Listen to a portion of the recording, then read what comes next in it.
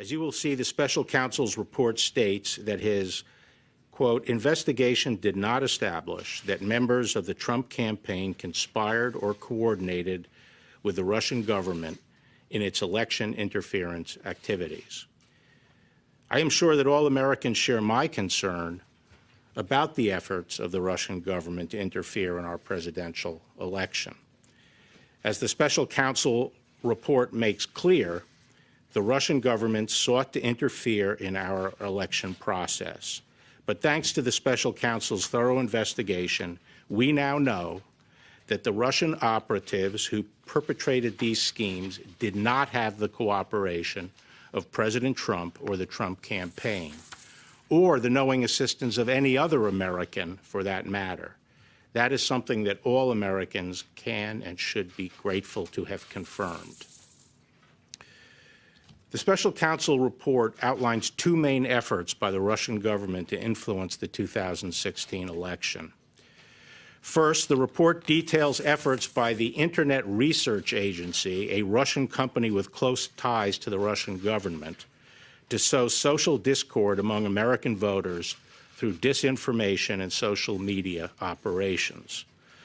Following a thorough investigation of this disinformation campaign, the special counsel brought charges in federal court against several Russian nationals and entities for their respective roles in this scheme. Those charges remain pending, and the individual defendants remain at large.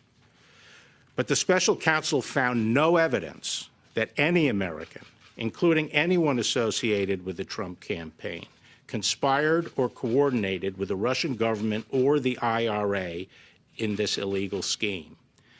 Indeed, as the report states, quote, the investigation did not identify evidence that any U.S. person knowingly or intentionally coordinated with the IRA's interference operation, unquote. Put another way, the special counsel found no collusion by any Americans in IRA's illegal activities.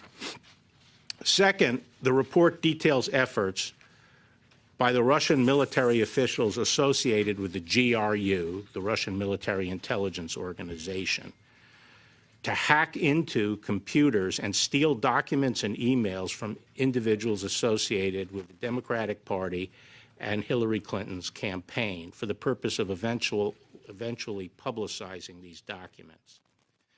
Obtaining such unauthorized Following a thorough investigation of these hacking operations, the special counsel brought charges in federal court against several Russian military officers for their respective roles in these illegal hacking operations. Those charges are still pending, and the defendants remain at large. But again, the special counsel's report did not find any evidence that members of the Trump campaign or anyone associated with the campaign conspired or coordinated with the Russian government in these hacking operations. In other words, there was no evidence of the Trump campaign collusion with the Russian government's hacking. The special counsel's investigation also examined Russian efforts to publish stolen emails and documents on the Internet. The special counsel found that after the GRU disseminated some of the stolen documents to entities that it controlled, DC Leaks and Guccifer 2, the GRU transferred some of the stolen materials to WikiLeaks for publication. WikiLeaks then made a series of document dumps. The special counsel also investigated whether any member or affiliate of the Trump campaign encouraged or otherwise played a role in these dissemination efforts. Under applicable law, publication of these types of material would not be criminal unless the publisher also participated in the underlying hacking conspiracy. Here, too, the special counsel's report did not find that any person associated with the Trump campaign illegally participated in the dissemination of the materials.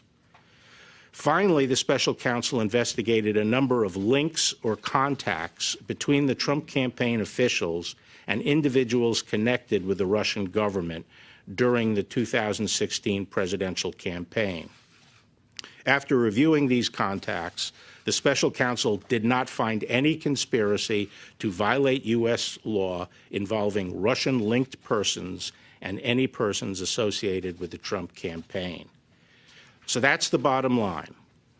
After nearly 2 years of investigation, thousands of subpoenas, hundreds of warrants, and witness interviews, the special counsel confirmed that the Russian government sponsored efforts to illegally interfere with the 2016 presidential election, but did not find that the Trump campaign or other Americans colluded in those efforts. After finding no underlying collusion with Russia, the special counsel's report goes on to consider whether certain actions of the president could amount to obstruction of the special counsel's investigation. As I addressed in my March 24th letter, the special counsel did not make a traditional prosecutorial judgment regarding this allegation.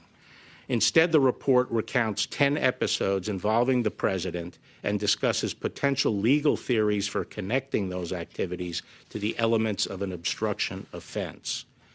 After carefully reviewing the facts and legal theories outlined in the report, and in consultation with the Office of Legal Counsel and other department lawyers, the Deputy Attorney General and I concluded that the evidence developed by the special counsel is not sufficient to establish that the president committed an obstruction of justice offense.